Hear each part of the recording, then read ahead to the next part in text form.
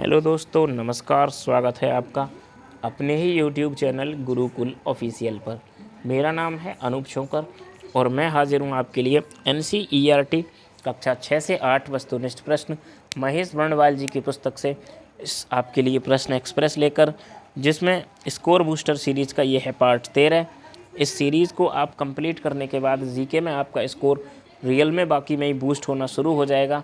आप इस सीरीज़ को पूरा फॉलो कीजिए और मैंने संबरनील में हर वीडियो के लिए डाला है पार्ट 1 पार्ट 2 सीक्वेंस वाइज। इस सीरीज़ को ज़रूर देखिएगा, चाहे आप किसी भी एग्ज़ाम में बैठने जा रहे हों। ये सीरीज़ आपके लिए हमेशा हेल्पफुल रहेगी, क्योंकि जीके एक ऐसा विषय है जो किसी भी एग्ज़ाम में अवश्य पूछा जाता है। जीके सामान्य ज्ञान जो कि हमें होना भी चाहिए। तो आइए शुरू करते हैं इस वीडियो को। आज हमारा चैप्टर रहेगा विजयनगर एवं बहमनी साम्राज्य। तो विजयनगर राजवंश से पहला प्रश्न आपकी स्क्रीन पर। विजयनगर साम्राज्य की स्थापना किसने की? तो विजयनगर साम्राज्य की स्थापना की हरिहर एवं बुक्का, दो भाई थे, एक थे हरिहर एक थे बुक्का। इन दोनों ने मिलकर विजयनगर साम्राज्य की स्थापना की। प्रश्न नंबर 2, निम्नलिखित कथनों पर विचार कीजिए।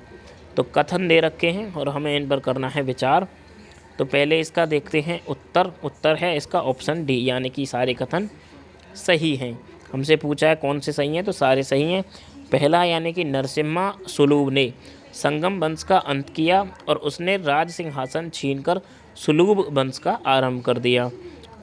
कथन 2 है वीर नरसिम्हा ने अंतिम सुलूभ शासक को गद्दी से उतारकर राज सिंहासन छीना।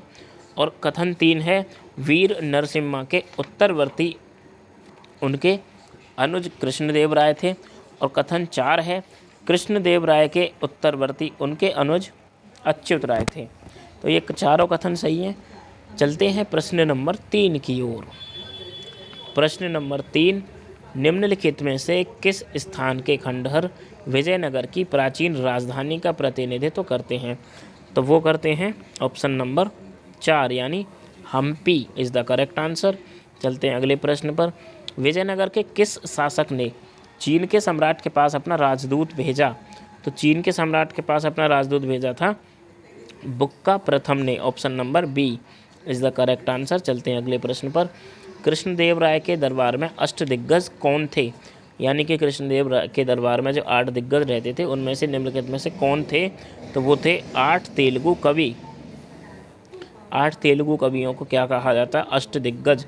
ये प्रश्न भी पूछा जा सकता है कि कृष्णदेव राय के दरबार में रहने वाले 8 तेलुगु कवियों को क्या कहा जाता है? तो आपको ध्यान रखना है अष्टदिग्गज के नाम से। जैसे शिवाजी के दरबार में अष्टप्रधान के नाम से रहते थे। प्रश्न नंबर 6, प्रश्न नंबर 6 है आपकी स्क्रीन पर और आप इसको पढ़िए। प्रश्न नंबर 6 है प्रसिद्ध विट्ठल मंदिर जिसके 56 तक्षित स्तंभ संगीत में स्वर निकालते हैं, कहाँ अवस्थित है? तो विट्ठल मंदिर एक तरीके से पूछा गया है कि कहाँ अवस्थित है। तो विट्ठल मंदिर ऑप्शन नंबर सी, यानी कि हम्पी में अवस्थित है। Option number C is the correct answer. प्रश्न नंबर 7 पर चलते हैं। प्रश्न नंबर 7 ये रहा आपकी स्क्रीन पर। विजयनगर साम्राज्य की वित्तीय व्यवस्था को सर्वप्रथम विशेषज्ञता क्या थी? तो विजयनगर साम्राज्य की वित्तीय व्यवस्था की सर्वप्रमुख विशेषता क्या थी? ऑप्शन दिए हैं। ए अधिशेष लगान, बी भू राजस्व, सी बंदरगाहों से आमदनी और डी मुद्रा प्रणाली। तो इसका जवाब होगा भू राजस्व, यानी ऑप्शन बी। चलते हैं अगले प्रश्न पर। 1565 ईस्वी में कौन सा प्रसिद्ध युद्ध हुआ? तो 1565 ईस्वी में प्रसिद्ध युद्ध हुआ था तालीकोटा का युद्ध। Option number D is the correct answer.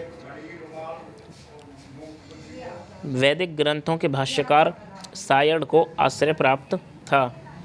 प्रश्न नंबर 9 है वैदिक ग्रंथों के भाष्यकार सायण को आश्रय प्राप्त था। इसका जवाब होगा विजयनगर राजाओं का। Option number C is the correct answer. Vijayanagar राजाओं का इसको आश्रय प्राप्त था। चलते हैं प्रश्न नंबर 10 की ओर। अब्दुल रज्जाक विजयनगर किसके शासनकाल में आया था? अब्दुल रज्जाक जो थे विजयनगर किसके शासनकाल में आया था? तो वो आया था देवराय द्वितीय के शासनकाल में। Option number B is the correct answer. चलते हैं अगले प्रश्न पर।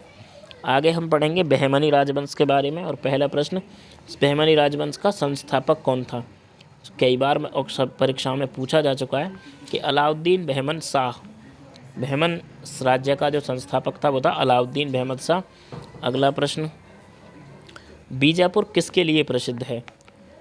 तो बीजापुर किसके लिए प्रसिद्ध है? वो है गोल गुम्बद। आपने सुना भी होगा कि बोला जाता है गोल गुम्बद का बीजापुर।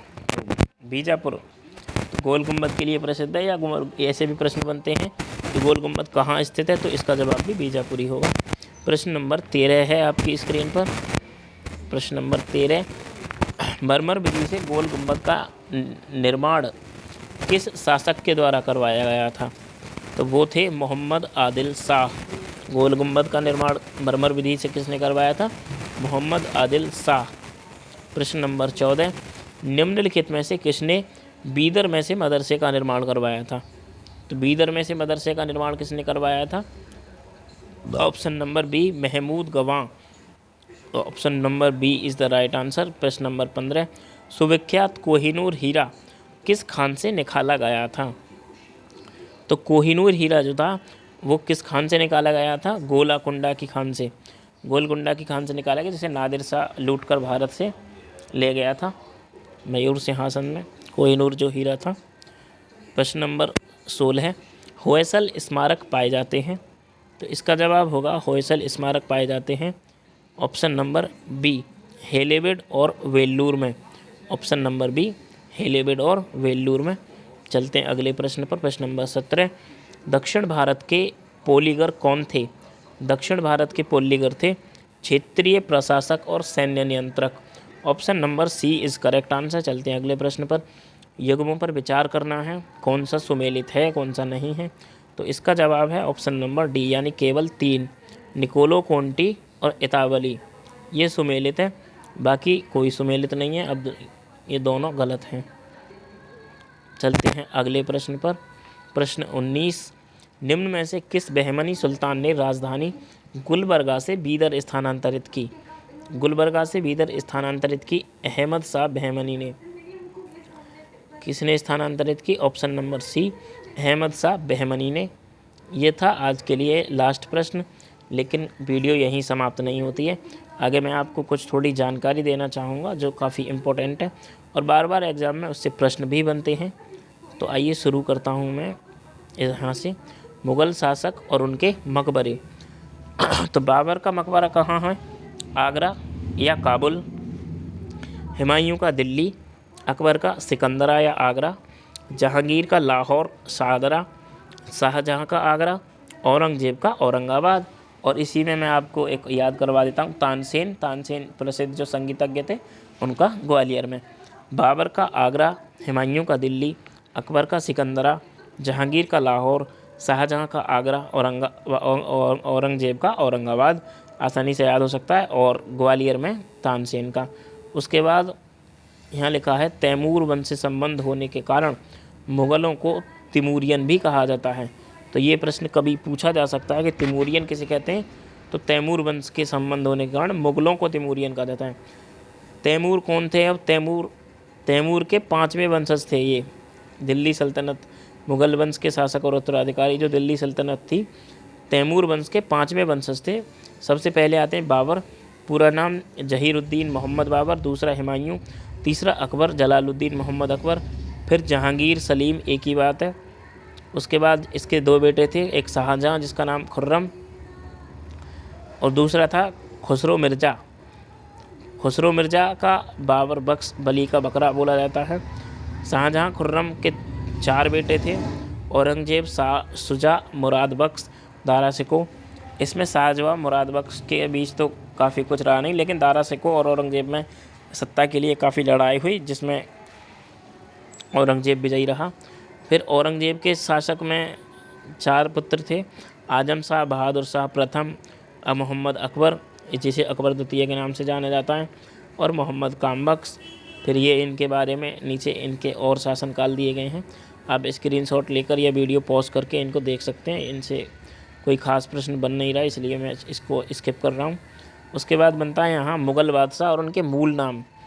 तो बाबर का था जहीरुद्दीन, हुमायूं का था नासिरुद्दीन, अकबर का था जलालुद्दीन, जहांगीर का सलीम, शाहजहां का शिहाबुद्दीन, औरंगजेब या आलमगीर प्रथम का मुहीनुद्दीन, और मुग़ल बादशाह बहादुर शाह प्रथम का मुअज्जम, शाहजहां द्वितीय का रफ़ीउद्दौला, मोहम्मद शाह का रंगीला और रोशन अख्तर, आलमगीर द्वितीय का अजीजुद्दीन और शाह आलम द्वितीय का अली गौहर।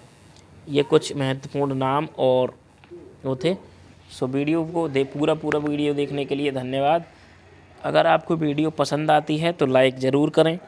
अगर पसंद नहीं आती है, कोई कमी है या आप कोई सजेशन देना चाहते हैं कि वीडियो में इस प्रकार से इसको डिस्क्राइब करना है, क्वेश्चंस को एक्सप्लेन करना है, या किसी भी प्रकार का कोई सुधार चाहते हैं या कोई सुझाव है, तो आपका सुझाव हमारे लिए काफ़ी महत्वपूर्ण है। आप हमें कमेंट बॉक्स में फीडबैक ज़रूर दें।